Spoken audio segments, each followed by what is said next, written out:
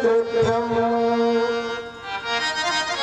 द्वैपायनो विरहः कातर्यजुहारो पुत्रेति तन्मयतया सर्वोऽभिनेदुस्तं सर्वभूतहृदयं मुनिमानतोऽस्मि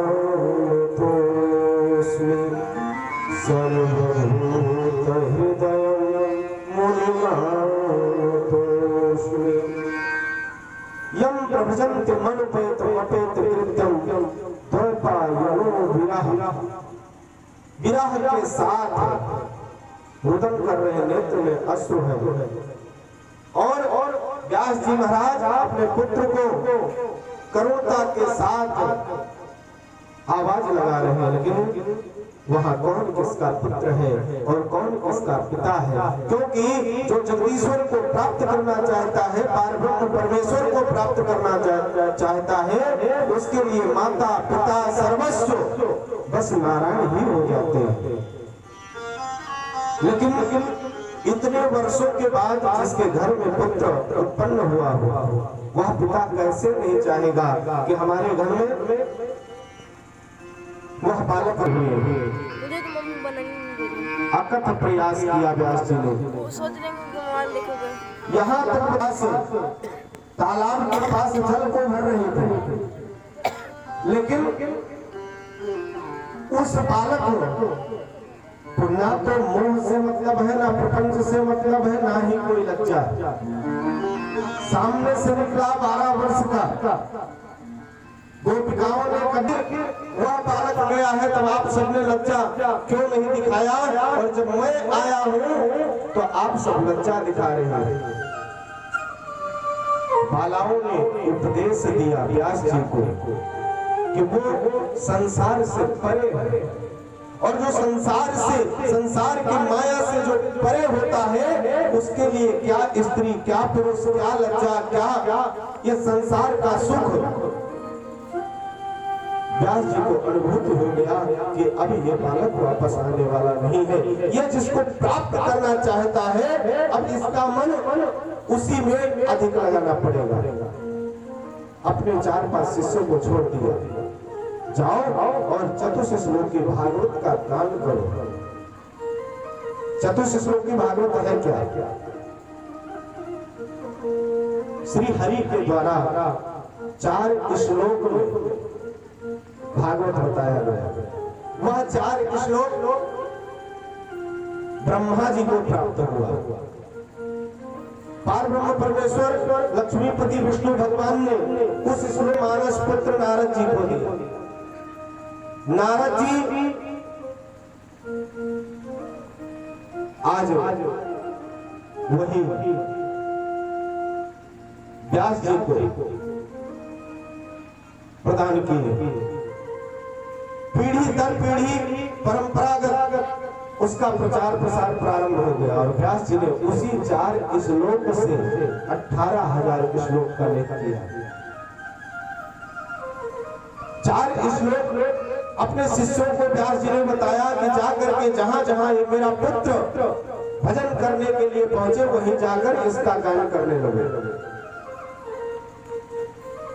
समस्त शिष्य पहुंच जाते हैं और चतुश्लोकी वह 4 श्लोक भागवत जी का जो मूल है उसका गान करते हैं। अहमेव समेवाग्रे नान्ययद पश्चादहं यदेतच्च यो वसिष्येत सोऽस्म्यहम्। जैसे इस श्लोक को व्यास जी के पुत्र ने सुना, रहा नहीं गया। श्री भगवान कहते हैं सृष्टि के आरंभ होने से पहले मैं ही था और सत्य भी मैं ही हूं। सद सत परम, और इस सृष्टि के अंत तक मैं ही रहूंगा। इस सृष्टि में चर अचर में जो भी व्याप्त है सब में मैं ही व्याप्त हूं। मेरे आदेश के बगैर ये सृष्टि का चलायमान नहीं हो सकता है। जब ऐसा श्लोक व्यास जी के पुत्र ने श्रवण किया, मन गदगद हो गया। जाकर के व्यास जी के शिष्यों के पास आज व्यास जी के पुत्र पहुंच गए, हाथ जोड़ करके निवेदन करने लगे, ये जो आपने श्लोक कहा है इसको दोबारा श्रवण कराइए। दोबारा सुनाया, कहा अब ये बताओ कि मैं इस श्लोक को पढ़ना चाहता हूँ, सुनना चाहता हूँ। तो देखो मैं सुना नहीं पाऊंगा। क्यों? क्योंकि अभी मैं विद्यार्थी ही हूँ, और विद्यार्थी हूँ तो दूसरे को पढ़ा नहीं सकता। अभी तो मैं अध्ययन ही कर रहा हूँ, पढ़ रहा हूँ, तो कौन पढ़ाएगा? इसके लिए आप अपने पिताश्री व्यास जी के पास जाइए। आपके पिताश्री 17 पुराणों का लेख कर चुके हैं और 18वां पुराण लिख रहे हैं, और इसका अगर पूर्णतः ज्ञान लेना है तो आपको अपने पिता के पास रह करके इसका अध्ययन करना पड़ेगा। आज उसी सुख के नाम से व्यास जी ने अपने पुत्र का नाम सुखा जी की। आज देखिए, कथा के बीच बीच में भगवान नाम जरूरी होता है, क्योंकि आलस अगर कहीं बीच बीच आ जाए तो 1 मिनट 2 मिनट अगर हरि कीर्तन हो जाएगा और आलस दूर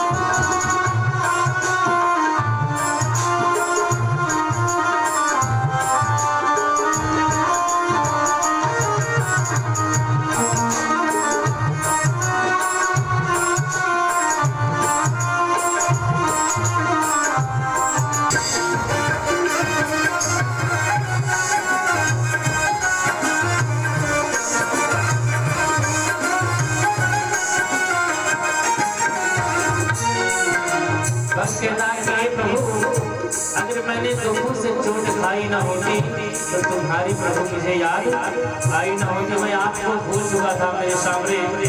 साधक ने लिखा